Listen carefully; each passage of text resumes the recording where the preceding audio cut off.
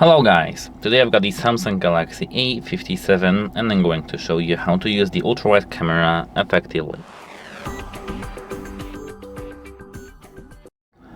The ultra-wide, I know that the ultra-wide camera is one of the most fun tools on your phone, but also the easiest to minus. What ultra-wide is good for actually? Ultra-wide equals more scene, less zoom. It's perfect for landscapes, architecture, group photos, and tight spaces such as rooms or indoors. So watch out for distortion at first. Ultra-wide lenses bend edges, so as a result, now we've got buildings curve and people look stretched. Make sure to keep the important subjects in the center. The pro trick, like I discovered actually not so long time ago, is that you need to get close for dramatic shots. Ultra-wide exaggerates the perspective, so get very close to the subject, keep the background far away, and as a result the subject should pop and background should look huge. It's great for the creative. Oh, why did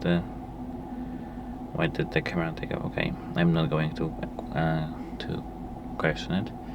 Okay, apart from that, keep the camera straight.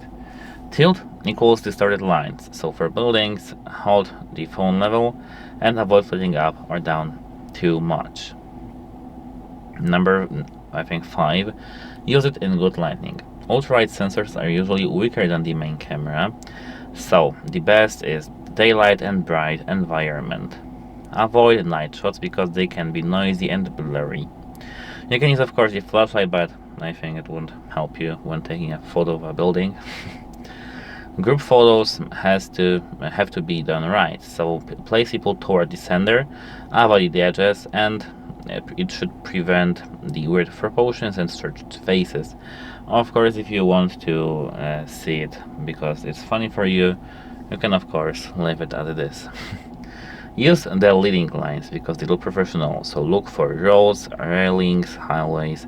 The ultra-wide makes lines look more dramatic. When not to use ultra-wide, on the contrary, avoid for portraits, avoid for zooming subjects and low light shots. Use the main camera instead.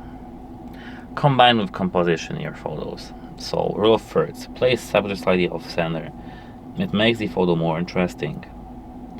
And switch quickly, so as you can see from 1 to 0.6 actually here. Use it intentionally, not by accident. So that's it. Hope it helps you and have a nice day. If you have any questions, leave them in the comments section below. Goodbye.